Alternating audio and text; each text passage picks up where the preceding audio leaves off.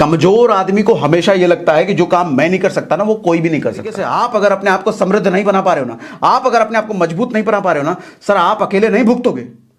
आपका आने वाला परिवार जो आज आपके साथ है या कल आपको बनेगा वो सब भुगतेगा। चूल्हे की आग जब तक कंट्रोल में है ना सर, उससे खाना बनाया जा सकता है, लेकिन जब चूल्हे की आग कंट्रोल से बाहर हो जाए ना, पूरा घर जला देता है वो। क्यों? कहे कि हम नहीं कर पाए, ये कैसे कर दिया भाई, मतलब बेइज्जती कर दिया। कीपिंग समवन इन कंट्रोल जो सबसे मेन है हमारे केस में, सबसे मेन कौन है? हमारे भविष्य का निर्माता कौन है? हमारे पिता, हमारे माता, हमारे दोस्त, हमारे पड़ोसी। शकुनी को पता था कि मेन कंट्रोलर कौन है, जिसको कंट्रोल में कर लिया जाए तो सब कुछ कंट्रोल हो जाएगा। दुर्योधन वही मेन कंट्रोल बन सकता, उसी को ले लिया सबसे पहले गिरफ्त में। हमारे भविष्य का निर्माता कौन है? हमारा मन। यही कहता ना, अरे अब तो 2 ही दिन बचा, अब कहां हो पाएगा, इसको सबसे पहले गिरफ्त में लो। हाँ नहीं हो पाएगा, चल खोपचे में ले, इसको पहले कांख में दबा दबा के 2 दिन फट मत। नहीं हो पाएगा, कैसे नहीं हो पाएगा, कैसे नहीं हो पाएगा, करके दिखाएंगे भाई। अगले महीने का नौटंकी बंद करो कि अगले महीने कर लेंगे, इस महीने तो नहीं हो पाया। ये नौटंकी ना आपको बर्बाद करके रखी है अब तक, और आगे भी जिंदगी भर बर्बाद करके रखेगी। ना सिर्फ आपको, आपकी 7 पुश्तों को बर्बाद करके रखेगी। दुर्योधन अगर राजा बन जाता तो उसका नुकसान पूरी प्रजा को भुगतना पड़ता, पूरे हस्तिनापुर को भुगतना पड़ता। इसलिए तो उसको नहीं बता रहे थे, ये अगर राजा बन गया तो बर्बाद कर देगा, इसकी प्रजा तो त्रैमाम त्रैमाम करेगी, बर्बाद। इसी तरीके से आप अगर अपने आप को समृद्ध नहीं बना पा रहे हो ना, आप अगर अपने आप को मजबूत नहीं बना पा रहे हो ना सर, आप अकेले नहीं भुगतोगे। आपका आने वाला परिवार जो आज आपके साथ है या कल आपको बनेगा वो सब भुगतेगा, वो सब जलेगा आपके साथ। अकेले नहीं हो। अगर चमकोगे तो पूरा परिवार चमकेगा, अगर गलोगे तो पूरा परिवार गलेगा, सड़ोगे तो पूरा परिवार सड़ेगा। ये मैं नहीं कहता, यही तो प्रकृति है। एंड द मोस्ट फेवरेट, मेरा सबसे मोस्ट फेवरेट 11वां पॉइंट शकुनी से सीखने लायक, self punishment to remember the goal. Shakuni अपने गोल को हर रोज याद रखने के लिए अपने जांग में चाकू मारा करता था। हर रोज अपने जांग में चाकू मारता था अपने गोल को याद रखने के लिए, कहीं अपना गोल वो भूल ना जाए, कहीं वो भटक ना जाए, कहीं वो दूसरे चक्करों में ना पड़ जाए। बड़ी सुंदर लग रही है, उसके चक्कर में कहीं निकल पड़े। जरा मोबाइल फेसबुक पे देख लूं, फेसबुक 8 घंटे से लगे पड़े फेसबुक पे, इंस्टाग्राम पे ये नया रील आया है, नया कुछ बहुत बढ़िया देर लगे पड़े हैं। जो आदमी रोज अपने जांग पर चक्कू मारेगा ना, वो तो वैसे ही डिस्ट्रैक्ट नहीं हो सकता, वो तो वैसे ही डिस्ट्रैक्ट नहीं हो सकता, कभी डिस्ट्रैक्ट नहीं हो पाया वो। धृतराष्ट्र और दुर्योधन का अगर सही मतलब हम हमारी जिंदगी में समझे ना, तो धृतराष्ट्र अंधा यानी कि हमारी अज्ञानता, दुर्योधन यानी कि हमारा बिगड़ा हुआ मन। अज्ञानता और बिगड़ा हुआ मन जब दोनों एक साथ मिल जाएं, उस आदमी को तो बर्बाद होने से ब्रह्मा भी नहीं बचा सकता, ब्रह्मा भी नहीं बचा सकता। जिस आदमी में अज्ञानता है और जिसका बिगड़ा हुआ मन है, मन नहीं कर रहा है प्लान करने का, मन नहीं कर रहा है ट्रेनिंग करने का, मन नहीं कर रहा 2 दिन में फाइट करूं, मन नहीं कर रहा।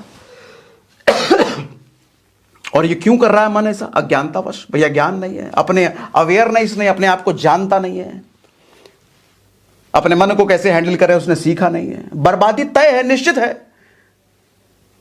ब्रह्मा नहीं रोक सकता इस आदमी को बर्बाद होने से।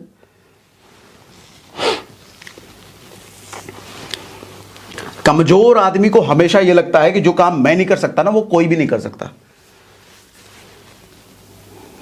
महाभारत में जब द्रौपदी का स्वयंवर हुआ था ना, तो स्वयंवर में प्रतियोगिता रखी गई थी और अलग अलग राजाओं को बुलाया गया था। और प्रतियोगिता इस चीज की थी कि मछली को ऊपर रखा गया है और मछली मूविंग है, ऐसे ऐसे मूव कर रही है मछली ऊपर, और नीचे पानी है। तो पानी में जो मछली की छाया बन रही है, उस छाया प्रतिबिंब को देखते हुए मछली की आंख भेदनी है। यह था प्रतियोगिता।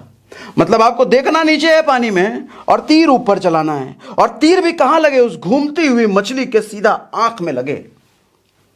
तो दुर्योधन ने जब ये सुना ना, वो कहता कोई कर ही नहीं सकता भाई, ये तो कोई कर ही नहीं सकता, ये हो ही नहीं सकता।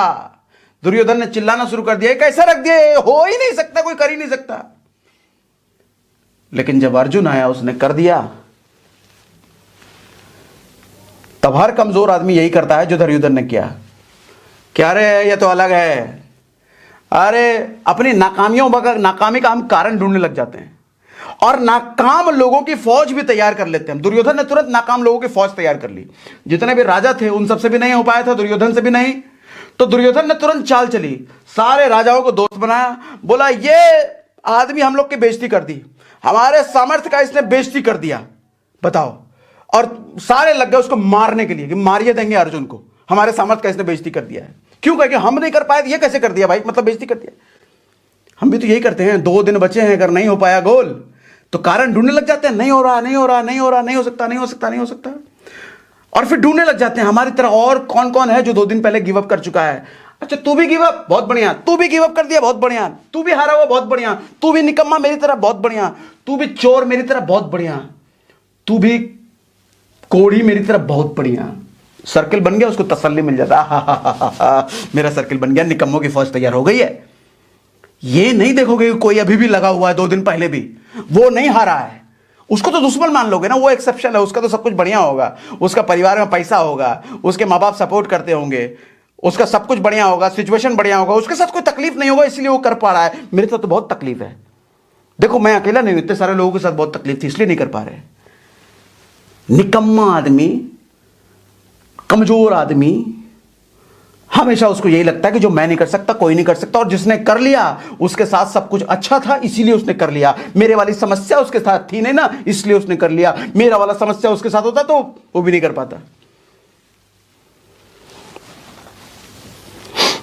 चूल्हे की आग जब तक कंट्रोल में है ना सर, उससे खाना बनाया जा सकता है, लेकिन जब चूल्हे की आग कंट्रोल से बाहर हो जाए ना, पूरा घर जला देता है वो। ये मन जब तक हमारे काबू में है ना, जब तक हमारे वश में है ना, सारी जिंदगी बना देगा, सवार देगा। ये मन ही सुभाष चंद्र बोस का काबू में था, भगत सिंह का काबू में था, जो शादी करने की उम्र में, बच्चे बच्चे करने की उम्र में, हनीमून मनाने की उम्र में वो देश के लिए लड़ रहा था। गांधी जी बुढ़ापे में आराम से रेस्ट पर तकिया पर लेटने की उम्र में आदमी देश के लिए लड़ रहा है। ये मन ही उनके काबू में था। लेकिन आपका जब मन काबू में नहीं है ना, बर्बाद ही करेगा ये। इतने सालों तक किया ना बर्बाद, अभी भी सुधर जाओ।